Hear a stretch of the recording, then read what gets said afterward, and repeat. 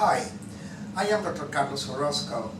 I am the scientific advisor of Symphony Tree, and I'm here to talk to you about spinning energy.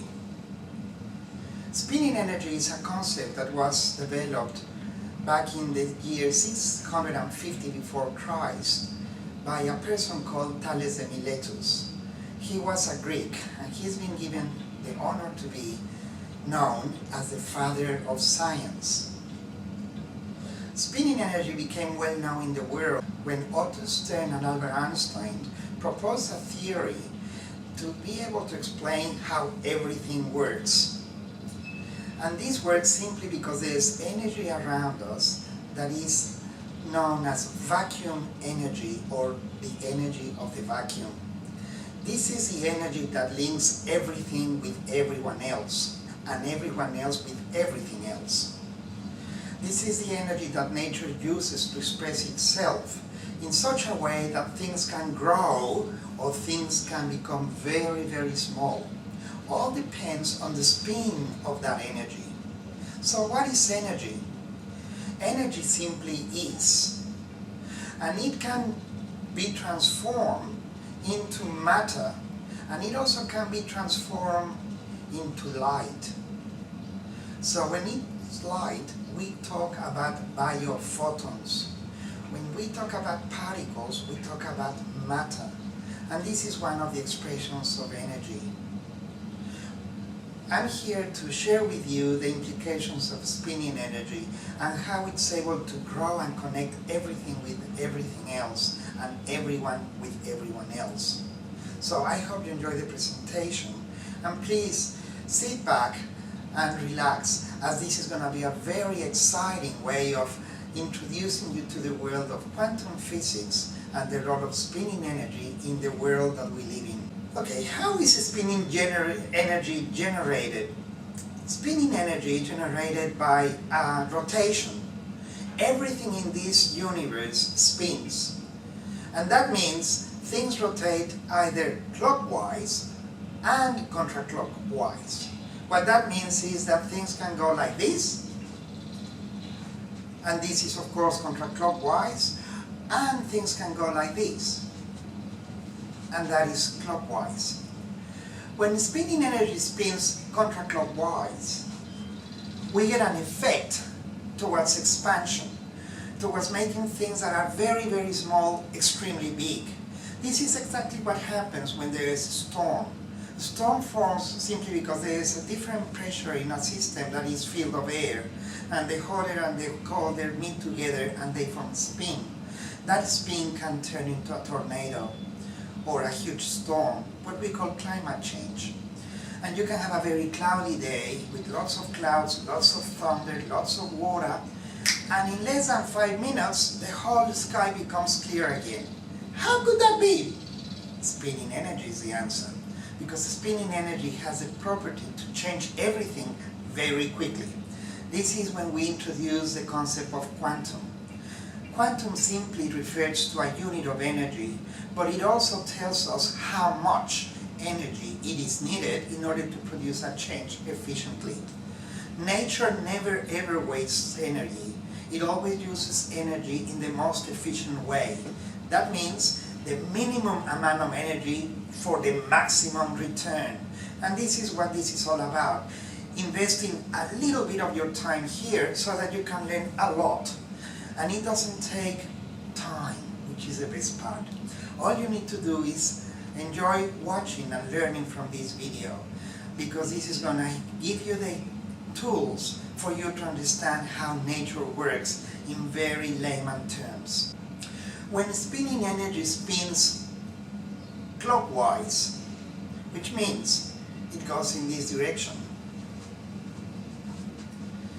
then a vortex is formed, but that one is going to go downwards, which means it's going to make things that are very, very, very big extremely small. This is exactly the opposite effect of what happens when spinning energy spins counterclockwise. In the counterclockwise spin, there is a vortex that forms, and this one allows for expansion. In other words, little things become huge things. So here we got an ability to make things really, really big, but at the same time, really, really small. And both of them depend on each other. Let me give you an example. If I were to inflate a balloon, and I go like this, and the balloon expands, it is expanding because something else is contracting exactly at the same time. And what contracts are my lungs, so that I can put air through my mouth in order to inflate that balloon. And here we got the effect of both energies working simultaneously. One is allowing my lungs to shrink, and at the same time is allowing the balloon to inflate. And in nature, every single thing works with an and.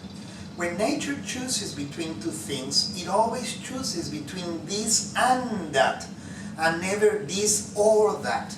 Because when it chooses between this and that, it picks up both. When it chooses, that it never does, between this or that, the minute or the second it chooses that one, it has excluded this one. And nature never does that. Nature always has the ability to have both spins working simultaneously. And then nature can choose to use this 100% and this only 0%. And at another given time it will take 50% of that and 50% of that. And then it will change and it will go 100% of that and nothing of that. But it's got the choice. And this is because nature is very wise.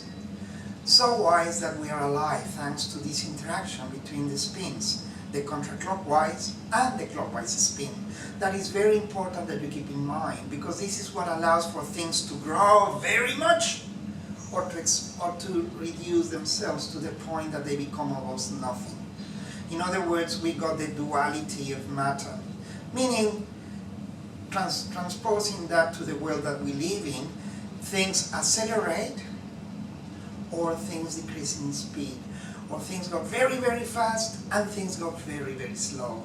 Or we can say yes and we can say no. We can say right and also we can say left. We can say tall and we also can say small. So all these examples might give you an idea of how this works. When you have the ability to harmonize between the two spins, nature will go for the route of least resistance. That means it will follow the easiest path to get things done, and in doing so it will save energy. So energy works in the most efficient way to allow living systems to interact among themselves, and then that interaction will affect the environment that we are in, and at the same time it's affecting the environment that we live in, so that we can have an effect within. And this is called transference. We can transfer energy. As it is inside, it is outside. And as it is above, it is below. And this is a very important concept that needs a little bit of thinking. Because when you know that you can expand and at the same time you can contract, well, there is always something behind something else. What you see is the cause of what you see is the effect of something, but it's got a cause. The cause is what we need to look for. What is causing things to change? And what is causing things to change is nothing else but spinning energy.